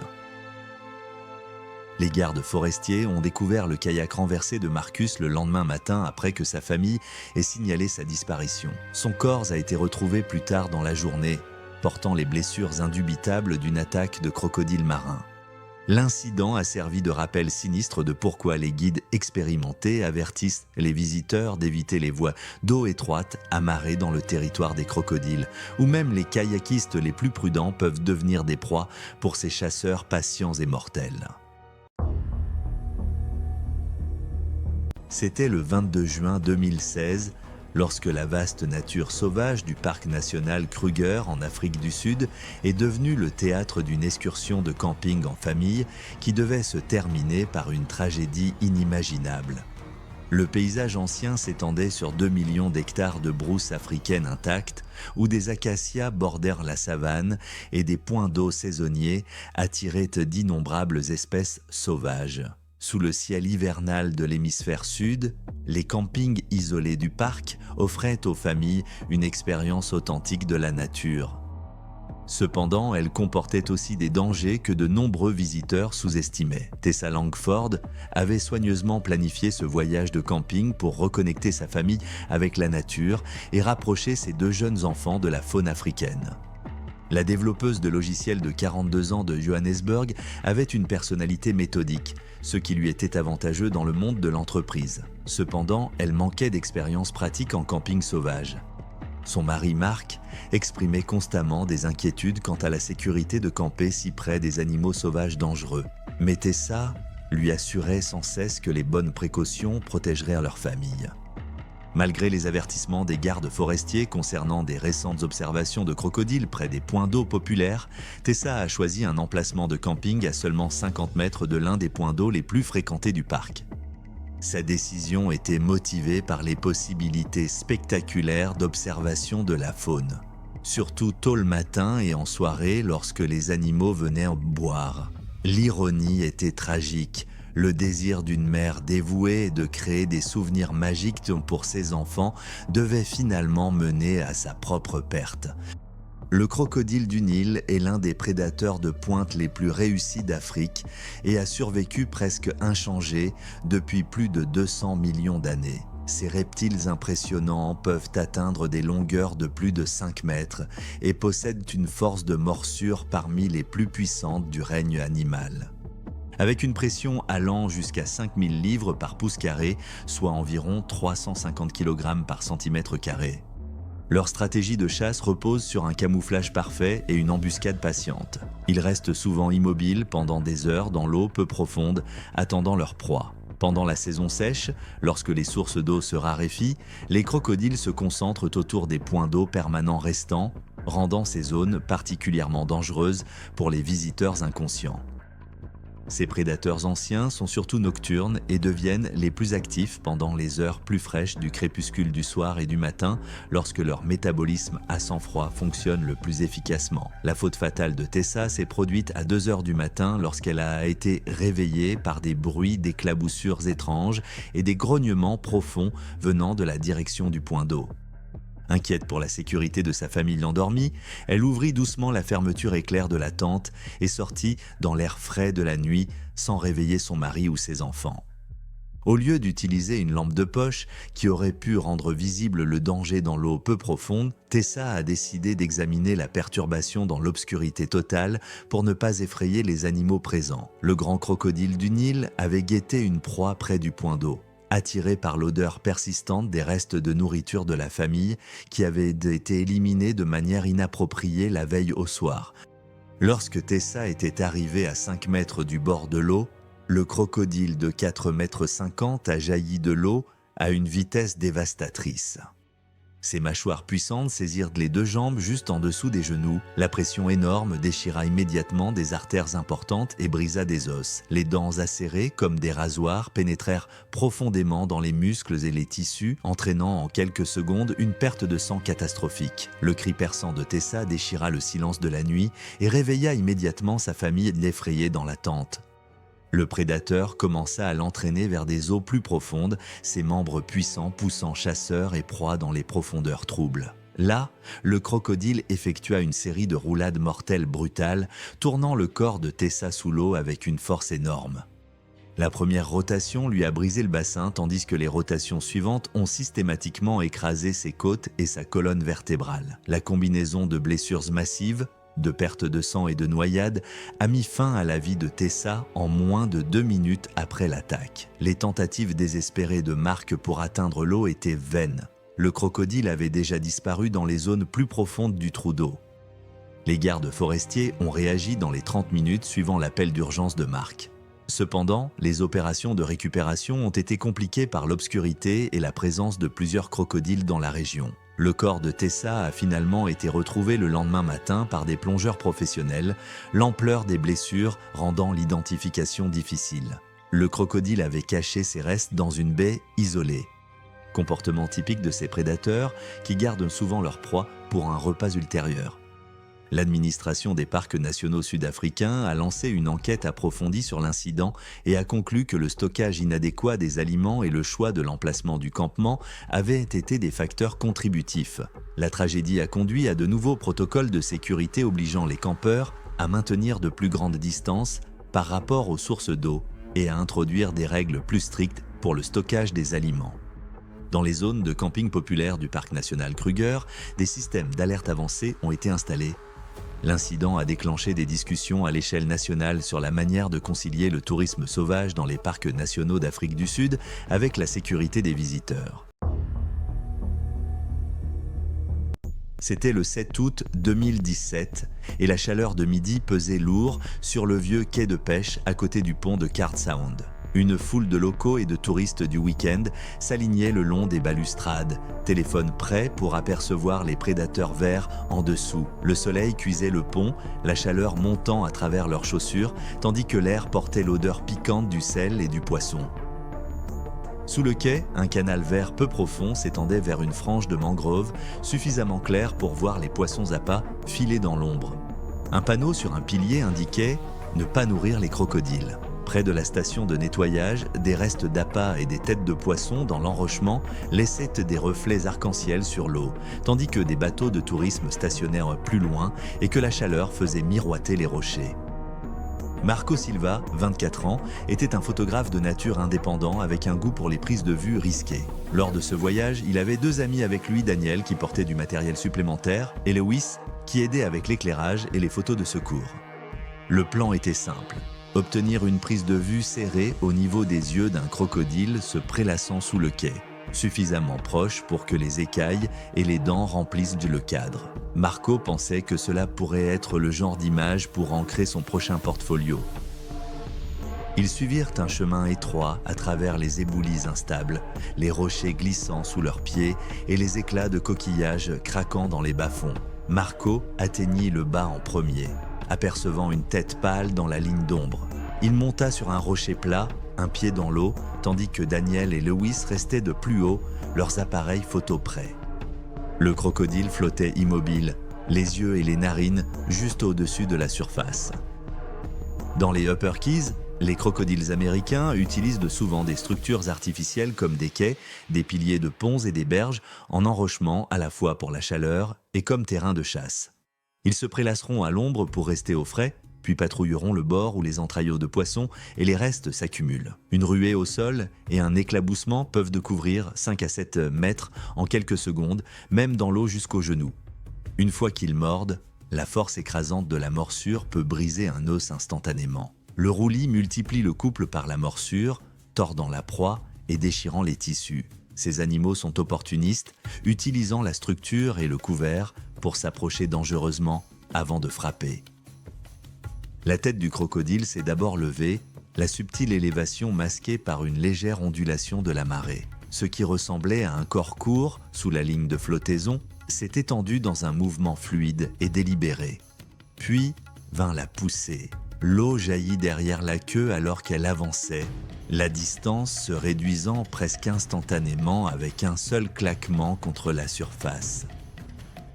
Marco déplaça son poids pour avoir un meilleur angle et son pied avant glissa sur le film d'algues glissantes. Avant qu'il ne puisse retrouver son équilibre, les mâchoires du crocodile se refermèrent sur son mollet droit. Les dents percèrent la peau et le muscle broyant l'os. L'impact l'arracha du rocher, faisant tomber le stabilisateur de sa main. Il heurta la roche avec un claquement sec avant de glisser dans l'eau.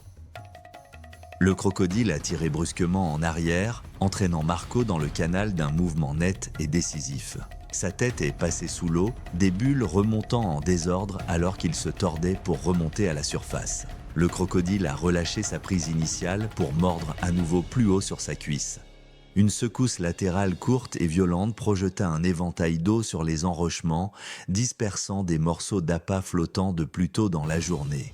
Daniel dévala les rochers, canne à la main, tandis que Lewis attrapait la longueur de corde de leur sac d'équipement.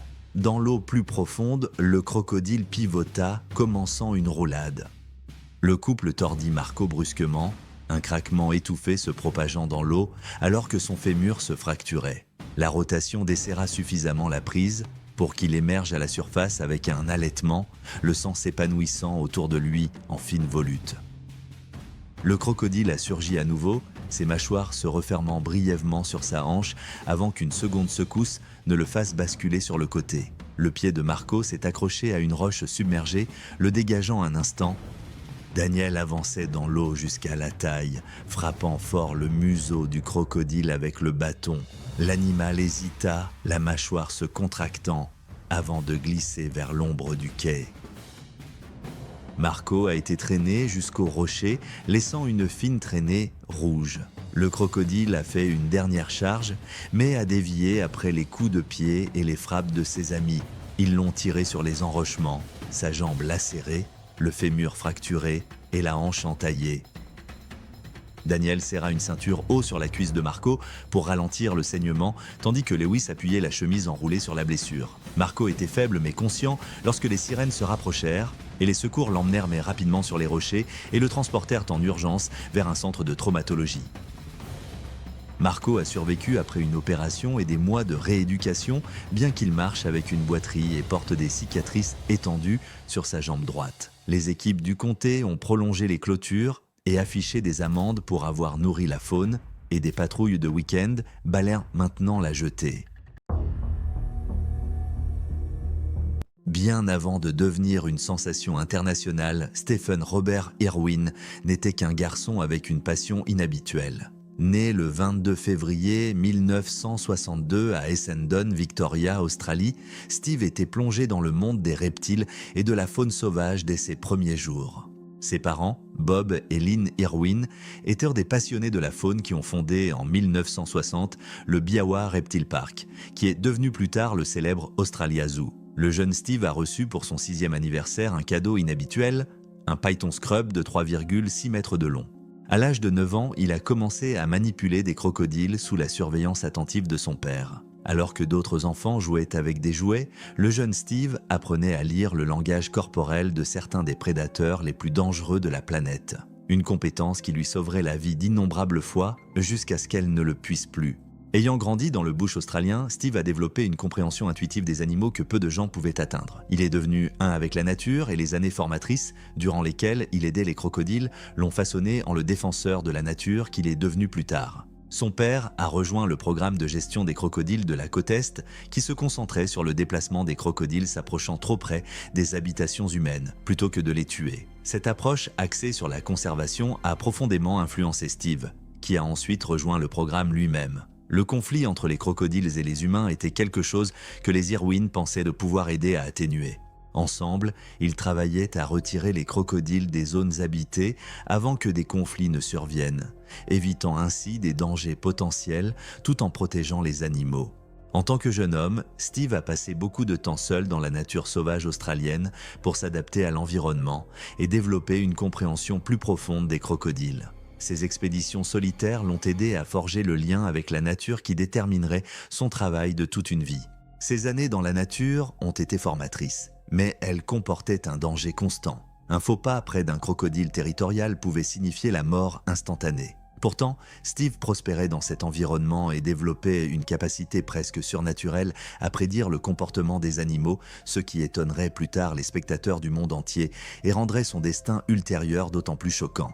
1991 devait être une rencontre fortuite qui changerait à jamais le cours de la vie de Steve. Une touriste américaine nommée Terry Rings visitait le parc animalier de la famille pendant des vacances en Australie. Ce qu'elle a vécu n'était pas seulement un homme qui manipulait des reptiles dangereux.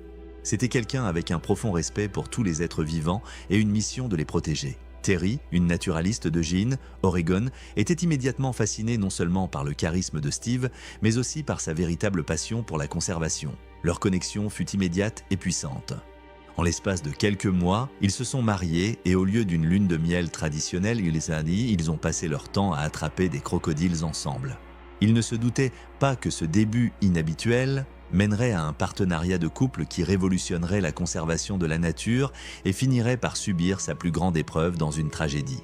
Leur passion commune pour la conservation formait une équipe impressionnante. Terry apportait des connaissances commerciales et des compétences organisationnelles qui complétaient l'approche pratique de Steve et son savoir encyclopédique sur la faune.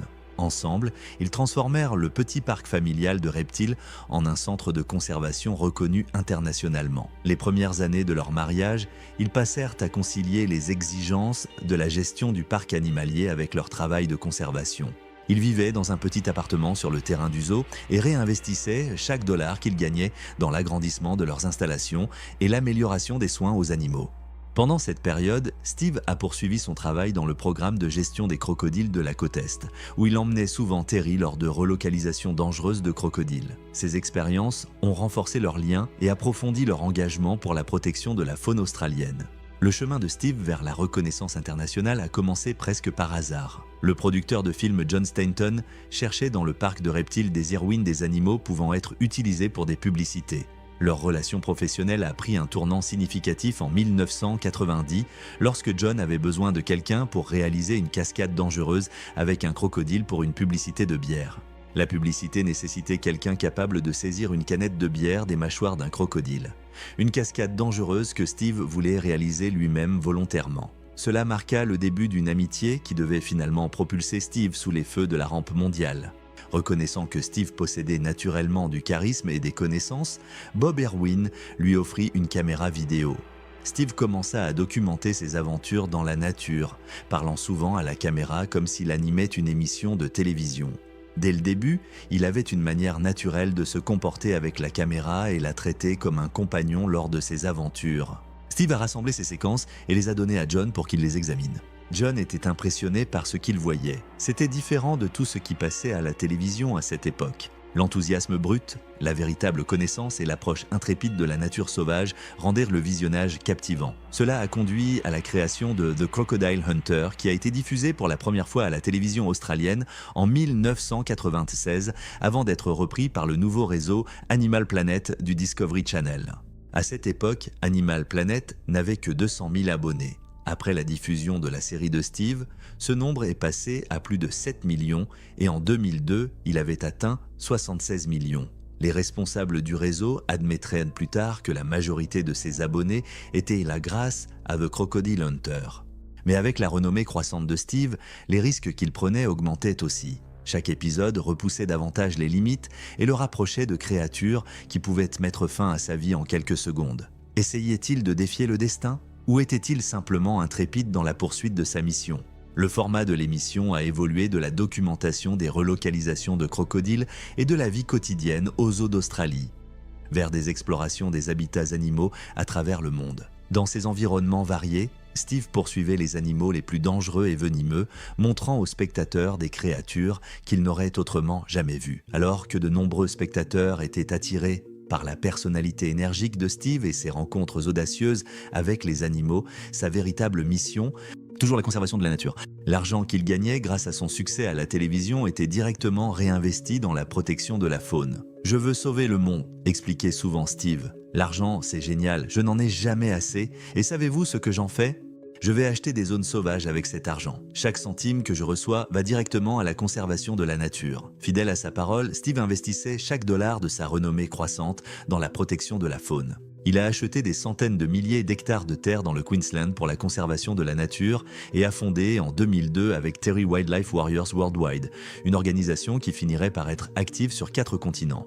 Mais à mesure que sa notoriété publique augmentait, Steve menait une guerre de l'ombre que la plupart des spectateurs ne soupçonnaient pas, contre les braconniers, la destruction des habitats et des intérêts puissants qui ne voyaient les prédateurs de pointe que comme des marchandises. Le zoo d'Australie s'est considérablement agrandi sous sa direction avec un investissement de 40 millions de dollars qui a créé une installation de classe mondiale avec un hôpital pour animaux sauvages. Après la naissance de Binti en 1998, sa mission prit une nouvelle urgence. Il ne sauvait plus seulement des animaux, il les sauvait pour les générations futures. Les combats les plus intenses de Steve se concentraient sur les super prédateurs comme les crocodiles, qui avaient presque disparu dans les années 70 à cause de la chasse pour leur peau. Lorsqu'il découvrit que des entreprises chassaient les tigres pour leur pénis, les ours pour leur voisse biliaire et les crocodiles pour leur peau sous le prétexte après avoir élevé pour une utilisation durable, il a lancé une violente attaque publique, les appelant « nazis de la faune » et a attiré la vive opposition de la communauté scientifique. Son influence a atteint des sommets surprenants. Lorsque le territoire du Nord a proposé d'autoriser la chasse aux trophées de crocodiles, l'opposition de Steve a à elle seule contrecarré le plan. Le ministre de l'Environnement y a admis que, oui, il avait influencé ma décision. Alors que les critiques affirmaient que le gouvernement craignait simplement une bataille de relations publiques avec le populaire défenseur de l'environnement. Cependant, les méthodes non conventionnelles de Steve lui causaient parfois des problèmes.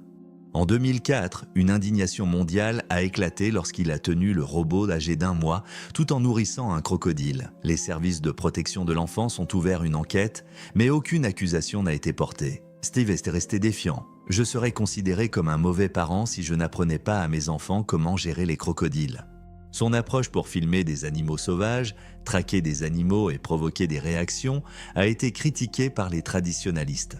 Mais derrière ce style apparemment chaotique se cachait une stratégie réfléchie, comme Steve l'a expliqué à l'auteure scientifique Sarah Simpson. Cela les excite, ce qui m'aide à les instruire. Si nous pouvons enthousiasmer les gens pour les animaux, alors il sera sacrément plus facile de les sauver. Un biologiste spécialisé dans les venins, qui travaillait avec Steve, a raconté une conversation révélatrice. Steve a reconnu que les gens le prenaient pour un idiot absolu, mais il a expliqué que dès qu'il avait l'attention des spectateurs, il pouvait tout leur enseigner. Et il s'en souviendrait. Malgré sa prestation théâtrale devant la caméra, des collègues décrivaient Steve comme quelqu'un ayant une connexion presque surnaturelle avec les animaux. Il pouvait lire leur langage corporel avec une précision étonnante et était obsédé par la minimisation de leur stress pendant le tournage. Alors que l'année 2006 commençait, il y avait des signes subtils que Steve réfléchissait à sa mortalité. Dans une interview de 2001, il avait exprimé des inquiétudes quant au fait de ne pas laisser un père à sa fille Bindi, au cas où il lui arriverait quelque chose. Cette conscience du risque semblait s'intensifier à mesure que sa famille s'agrandissait. Début 2006, John Stanton, le manager et ami proche de Steve, a eu un pressentiment inquiétant. « Au début de cette année, j'ai eu le pressentiment que ce serait ma dernière année », a-t-il révélé plus tard. « C'était si fort que j'ai fait un testament pour la première fois de ma vie. » Bien que Stanton ait d'abord pensé que la prémonition concernait sa propre mort, elle semblait, rétrospectivement, prédire la fin tragique de Steve. Malgré son malaise, la production de divers projets a continué, y compris Ocean's Deadliest, un documentaire pour le Discovery Channel.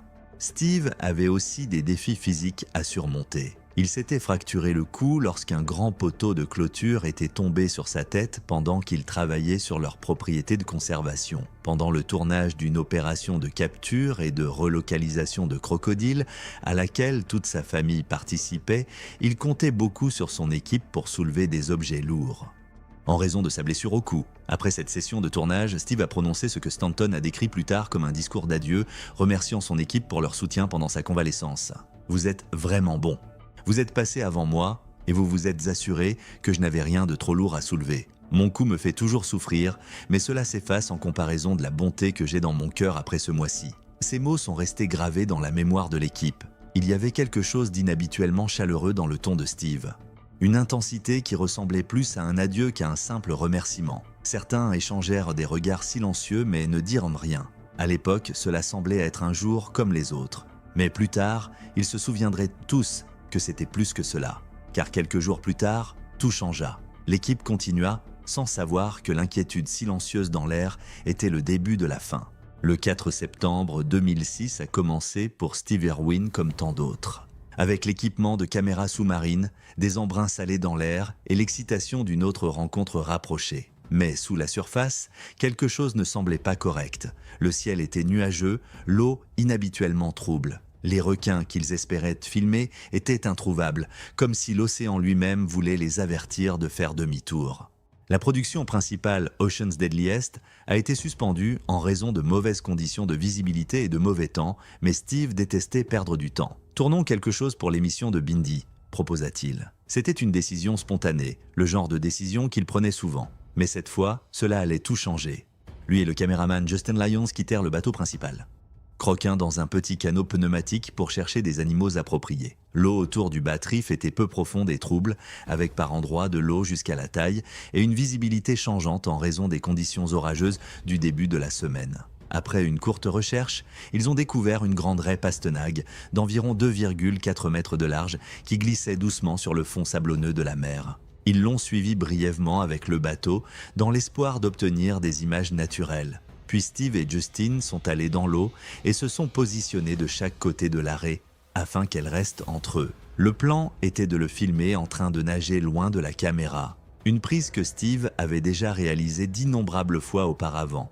Les raies pastenagues, membres de la famille des poissons cartilagineux, qui sont étroitement liés aux requins, sont généralement des animaux doux et solitaires.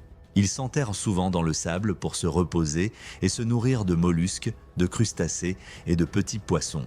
Bien qu'ils soient équipés d'un ou plusieurs dards venimeux sur leur queue, utilisés exclusivement pour la défense, ils sont rarement agressifs envers les humains.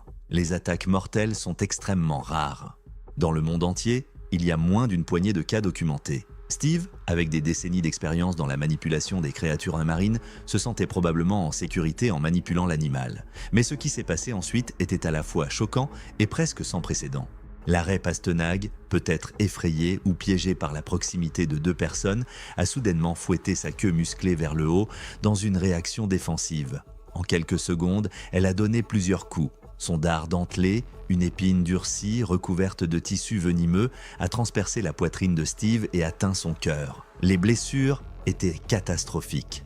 Le caméraman Justin Lyons a décrit le mouvement plus tard comme des centaines de coups en quelques secondes. Justin a suivi l'arrêt avec sa caméra sans remarquer que quelque chose n'allait pas jusqu'à ce qu'il revienne vers Steve et le voie entouré d'un nuage de sang dans l'eau. Steve refit surface, luttant pour parler. « Ça a transpercé mon poumon », halta-t-il. Mais alors que le sang coulait plus vite, un silence inquiétant tomba sur le bateau. Lyons se précipita vers Steve et maintint sa tête hors de l'eau. Le canot pneumatique les atteignit rapidement et les membres de l'équipage le tirèrent à bord, tandis que le sang s'écoulait de la blessure. Il m'a regardé dans les yeux et a dit « Je meurs ». C'était la dernière chose qu'il a dite, se souvint Justin. Il n'y avait rien que nous puissions faire. La RCP a été effectuée sans interruption pendant qu'ils se dirigeaient rapidement vers le rivage. Un hélicoptère les a rejoints, mais c'était trop tard. L'aiguillon de la raie avait transpercé son cœur et causé de graves blessures internes. Malgré les efforts désespérés de l'équipage, Steve Irwin a été déclaré mort peu de temps après. La nouvelle de la mort de Steve s'est rapidement répandue dans le monde entier et a fait planter plusieurs sites d'actualité, car les gens cherchaient désespérément des informations. Le même jour, un John Stanton, visiblement bouleversé, a tenu une conférence de presse pour confirmer les nouvelles tragiques et donner des détails sur ce qui s'était passé. Le père de Steve, Bob Irwin, a trouvé un certain réconfort en sachant que son fils ne souffrait plus. Steve connaissait les risques liés à la nature de son travail et il n'aurait pas voulu que ce soit autrement, a déclaré Bob. Il est certainement mort en faisant quelque chose qu'il aimait. Le Parlement australien a ouvert le jour après la mort de Steve pour que le Premier ministre John Howard puisse exprimer ses condoléances. Les drapeaux sur le Sydney Harbour Bridge ont été mis en berne pendant 2 jours pour rendre hommage. Howard a proposé des funérailles nationales, mais la famille Irwin a refusé, car elle pensait que Steve aurait préféré quelque chose de plus intime. Une cérémonie funéraire privée a eu lieu aux Zoo d'Australie, où le corps de Steve a été enterré dans une zone inaccessible au public. Une cérémonie commémorative publique a également eu lieu, diffusée en direct dans le monde entier, avec environ 300 millions de téléspectateurs qui se sont connectés pour lui rendre un dernier hommage. Les images de la mort de Steve, capturées par la caméra de Justy en raison de la règle de Steve de toujours continuer à filmer, ont été remises à la police pour leur enquête. Après l'évaluation des images, les autorités ont constaté que Steve n'avait pas provoqué l'arrêt Pastenag et ont confirmé qu'il s'agissait en fait d'un tragique accident. John Stainton, qui avait vu les images, était fermement convaincu qu'elles ne seraient jamais rendues publiques. Terry Irwin a décidé de ne jamais le regarder et elle a consciemment choisi de se concentrer sur la célébration de la vie de Steve plutôt que sur le moment de sa mort. Dans un retournement de situation effrayant qui aurait horrifié Steve, certaines personnes mal avisées se sont vengées sur des raies Pastenag dans les jours suivant sa mort. Au moins 10 raies Pastenag ont été retrouvées mortes et mutilées sur des plages du Queensland, certaines avec la queue coupée. L'organisation de conservation de Steve a rapidement condamné ces actes. « Nous sommes écœurés et déçus que des gens commettent de tels actes contre ces animaux », a déclaré un porte-parole. « C'est la dernière chose que Steve aurait voulu. » Dans les jours qui ont suivi la mort de Steve, quelque chose de remarquable s'est produit. Alors que le monde était en deuil, Terry et Bindi, âgés de 8 ans, ont lancé un message inattendu « Ne blâmez pas les raies. J'encourage les gens à ne pas avoir peur des raies ou à les détester », a déclaré Terry aux journalistes alors que la nouvelle des raies mutilées aux plages du Queensland. Cet accident était tout simplement exceptionnellement unique. Bindi, qui montrait une sagesse bien au-delà de son âge, ajouta « Honnêtement, je n'ai aucune rancune contre les raies. Ils sont vraiment de magnifiques animaux. Papa les aimait. » Ce moment montrait tout l'engagement de la famille Irwin pour la mission de Steve. Même dans leur heure la plus sombre, la conservation de la nature était primordiale. Soudainement, à 42 ans, veuve avec 2 jeunes enfants, Terry faisait face à une décision impossible, se retirer de la vie publique ou poursuivre le travail de Steve. Elle a choisi la dernière option et a refusé des offres lucratives de vendre l'Australia Zoo, malgré les énormes défis financiers qui l'attendaient. Je pense que la plus grande réussite de Steve a été d'inspirer les gens à savoir qu'une seule personne peut faire une énorme différence, a réfléchi Terry. Maintenant, nous devons tenir bon et continuer. Ce qui s'est passé ensuite étonnerait même les fans les plus fidèles de Steve. Sous la direction de Terry, l'Australia Zoo non seulement a survécu, mais il a prospéré. En 2015, elle a acheté en plus 33 000 acres de terre pour la conservation et a créé un immense corridor faunique, exactement comme Steve l'avait rêvé. L'hôpital pour la faune du zoo d'Australie a maintenant traité plus de 90 000 animaux et est devenu l'un des hôpitaux pour la faune les plus fréquentés au monde. Mais la partie la plus extraordinaire de l'héritage de Steve n'était pas la terre ou les installations, c'était ses enfants. Lors de la cérémonie commémorative pour son père, Bindi, âgé de 8 ans, a prononcé un discours qui a ému des millions de personnes aux larmes. « Je ne veux pas que la passion de papa s'arrête jamais. Je veux aider les animaux menacés tout comme lui. » Elle a tenu sa promesse, de l'animation de Bindi the Jungle Girl jusqu'à la victoire à Dancing with the Stars. En 2015, Bindi a utilisé chaque plateforme pour promouvoir la conservation de la nature. Robert, qui n'avait que 2 ans à la mort de Steve, est devenu un photographe animalier remarquable et une personnalité de la télévision dont les apparitions dans The Tonight Show reflétaient l'enthousiasme contagieux de Steve. En 2018, la famille a reçu une étoile sur le Hollywood Walk of Fame en l'honneur de Steve. Ensemble, ils incarnèrent son rêve ultime, une famille unie dans la mission de protéger la faune. Mais peut-être le symbole le plus puissant de l'héritage durable de Steve est venu en 2021. Lorsque Bindi et son mari Chandler ont accueilli leur fille Grace Warrior Irwin Powell, une nouvelle génération de guerriers de la faune a commencé. Bien que Grace n'ait jamais rencontré son grand-père, Bindi dit qu'elle l'appelle Grandpa Crocodile et a déjà appris ses phrases célèbres. « Grace est si mignonne parce qu'elle me rappelle tellement papa », a partagé Bindi. Elle est simplement de la partie pour tout. Elle est fougueuse et fabuleuse. Les photos de Grace au zoo, interagissant avec les animaux sous une surveillance attentive, évoquent de forts souvenirs de la jeune Bindi avec son père. Un cercle qui se referme, un héritage qui est assuré. Pourtant, l'influence des Irwin va bien au-delà de leur famille. Wildlife Warriors, l'organisation de conservation que Steve et Terry ont fondée en 2002, est maintenant active dans le monde entier et soutient des projets allant de la conservation des tigres à Sumatra aux réserves pour éléphants en Inde. Leur approche incarne la vision de Steve de protéger non seulement des animaux individuels, mais aussi des écosystèmes entiers. La communauté scientifique reconnaît également les contributions de Steve au-delà de sa personnalité publique. Sa découverte d'une nouvelle espèce de tortue, qui a ensuite été nommée Elsieja irwini en son honneur, ses méthodes révolutionnaires de suivi des crocodiles et ses observations comportementales détaillées ont fourni des données précieuses qui continuent d'informer les efforts de conservation dans le monde entier. Lorsque nous regardons vers l'avenir, l'héritage des Irwin ne montre aucun signe de déclin. Le Crocodile Hunter Lodge, qui a ouvert en 2022, réalise le rêve de Steve d'immerger les visiteurs dans la conservation. Robert continue de se développer en tant que photographe animalier et présentateur de télévision. Et la petite Grace Warrior représente la prochaine génération d'une famille qui s'engage à changer la façon dont le monde voit et protège la faune. Près de 2 décennies après sa mort, l'influence de Steve reste profonde. Ses expressions sont entrées dans le lexique mondial. Ses méthodes de conservation ont été adoptées dans le monde entier et sa famille poursuit sa mission avec une dévotion inébranlable. Comme Terry l'a expliqué une fois, Steve disait toujours qu'il se moquait que les gens se souviennent de lui, tant qu'il se souvenait de son message. Ce message, qu'une personne peut faire une différence dans la protection de la précieuse faune de notre planète, n'a jamais été aussi pertinent. Grâce au travail continu de la famille Irwin, l'esprit des Wildlife Warriors continue de vivre et inspire des millions de personnes à prendre soin des créatures avec lesquelles nous partageons cette terre. Crikey, quel héritage! Merci d'avoir regardé, vous voulez en voir plus? Cliquez sur votre écran maintenant.